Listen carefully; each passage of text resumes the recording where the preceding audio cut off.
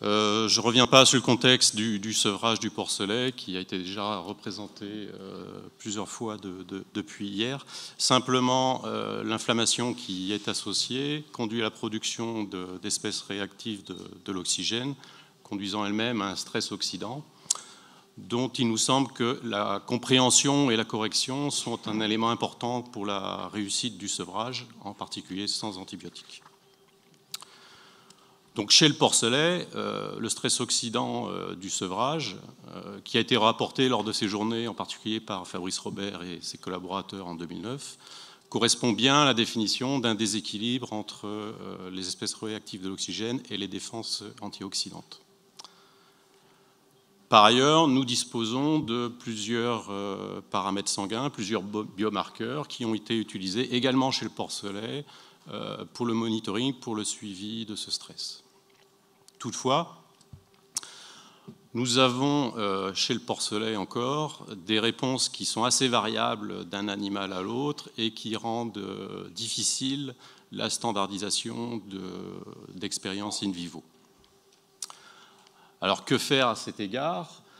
Deux mécanismes physiologiques de production de radicaux libres sont assez fréquemment utilisés dans des études sur le stress oxydant.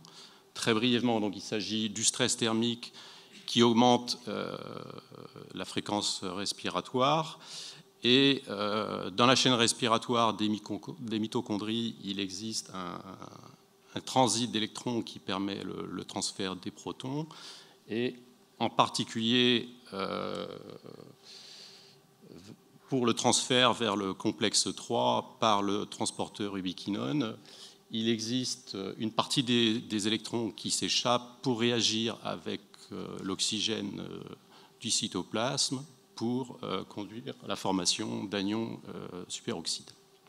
Et ces mécanismes sont assez fréquemment repris dans les études, ce qui explique que nous disposons de pas mal d'études associant stress oxydant et stress thermique chez le porc ou chez les oiseaux.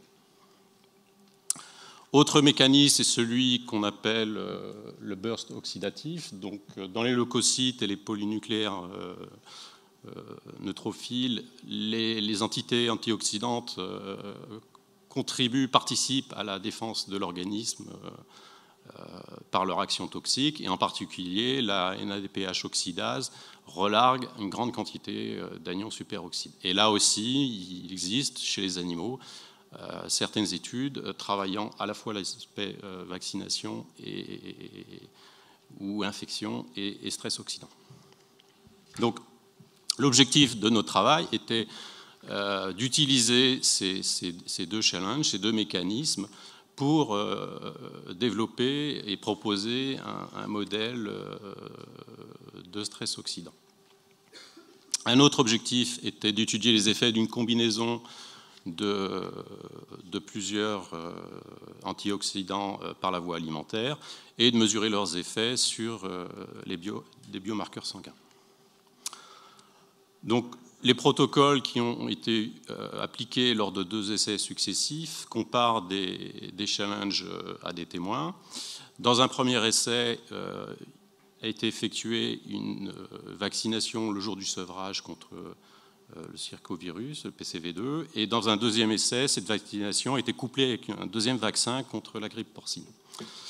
Toujours dans l'essai 2, des périodes de 6 heures de stress thermique ont été appliquées pendant 2 jours consécutifs et à 3 reprises sur les animaux. Et enfin, dans les aliments, était comparé en premier âge un niveau basal de vitamine E et de sélénium, correspondant aux recommandations du NRC américain en 2012, à un niveau élevé dans lequel était ajouté 0,2 mg de sélénium organique, dans lequel la quantité de vitamine E était portée à 100 mg et ou 30 mg d'un concentré de pulpe de melon riche en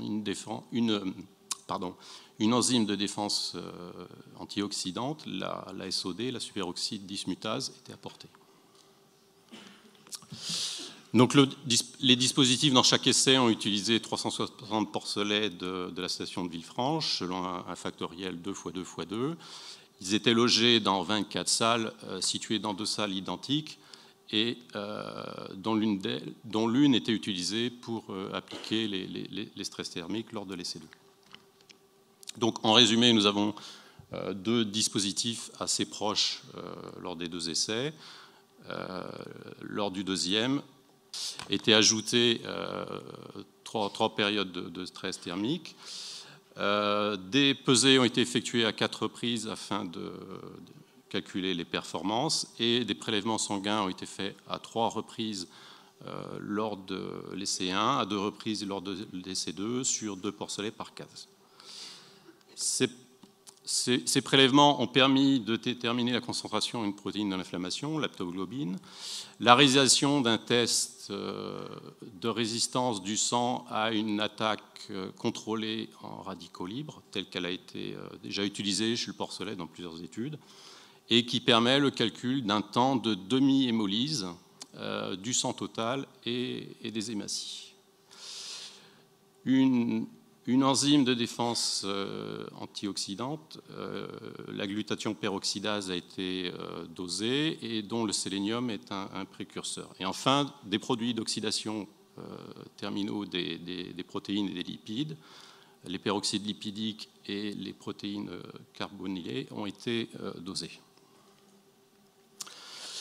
Les performances, lors de l'essai 1, nous avons un épisode sanitaire lié à la maladie de l'œdème qui explique une mortalité de 3,5% et nous avons eu peu d'effets des traitements, alors que dans l'essai 2, la double vaccination s'est traduite par une tendance à la baisse de la consommation de deuxième âge et a entraîné une baisse du GMQ de deuxième âge, mais seulement pour les animaux qui avaient reçu l'aliment le moins bien pourvu en antioxydants. Quant au stress thermique, fait intéressant, il n'a entraîné une baisse de la consommation que pour la période finale mesurée, c'est-à-dire la deuxième quinzaine de deuxième âge. Voyons les effets sur les marqueurs sanguins. Donc la vaccination ici en noir. Dans le premier essai, la simple vaccination apparaît avec une interaction avec le jour de prélèvement, c'est-à-dire qu'un effet n'est observé que pour le premier prélèvement à J13, contrairement au prélèvement suivant. Alors que pour l'essai 2, la double vaccination a un effet significatif sur chacun des prélèvements. Pour l'enzyme GPX, la glutathion peroxydase, les effets sont similaires, avec un effet significatif seulement pour le deuxième essai. Pour les produits de l'oxydation, la vaccination entraîne une tendance à une augmentation de la quantité de lipides peroxydés lors du deuxième prélèvement et entraîne une hausse de ces lipides dans le deuxième essai. Par contre, elle entraîne une diminution de la quantité de protéines carbonylées, ce qui peut paraître assez surprenant.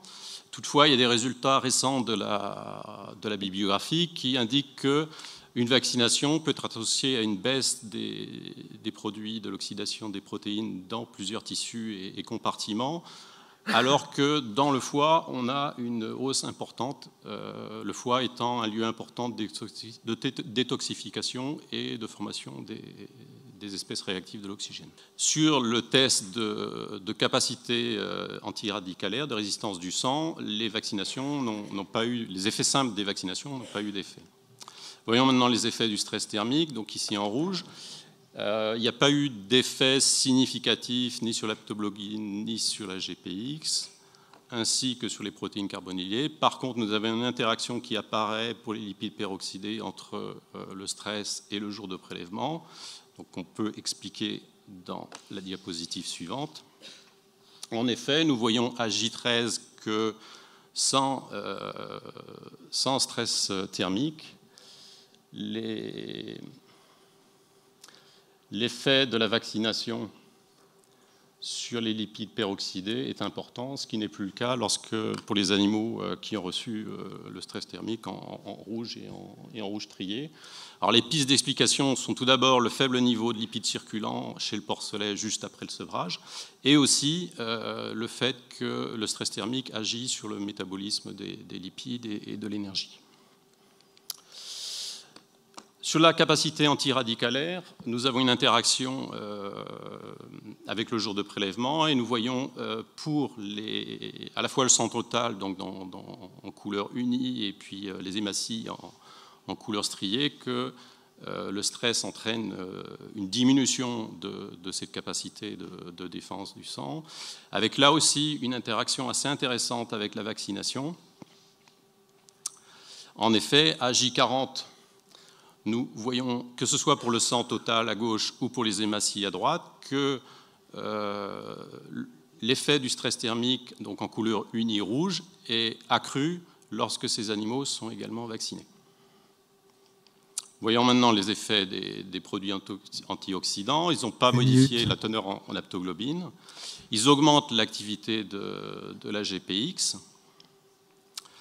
Ils diminuent la quantité de lipides peroxydés et celle de protéines carbonylées, et ils améliorent la capacité antiradicalaire du sang. Donc, en conclusion, cette étude est l'une des premières associant ces deux facteurs de challenge, avec des effets marqués de la vaccination. Le stress thermique agit comme un révélateur de la vaccination, puisque la capacité radicalaire est diminuée seulement pour les porcellets vaccinés, de manière plus importante. Et nous pensons toutefois que le stress thermique pourrait avoir des effets plus importants et pour d'autres biomarqueurs, par exemple en augmentant le niveau de température, en particulier lors du premier prélèvement sur les porcelets les plus jeunes, et aussi en diminuant le délai entre l'exposition et la prise de sang. Un modèle donc peut être intéressant pour de nouvelles études sur le stress oxydant. Quant à un apport qui associe à la fois un produit antioxydant, un précurseur des enzymes de défense et une enzyme, il permet d'améliorer un certain nombre de critères. Je dois remercier un certain nombre de personnes, en particulier mes co-auteurs de l'allemand, pour cette collaboration stimulante. Notre stagiaire commun, Yvonne Rousselière, qui a fait du chemin depuis. Les équipes de la station de Villefranche pour leur grand professionnalisme, toutes les personnes qui nous ont aidés, les financeurs et aussi les relecteurs des JRP, qu'on ne remercie jamais, mais qui contribuent à améliorer les papiers, en particulier les miens. Merci à vous. Merci Eric.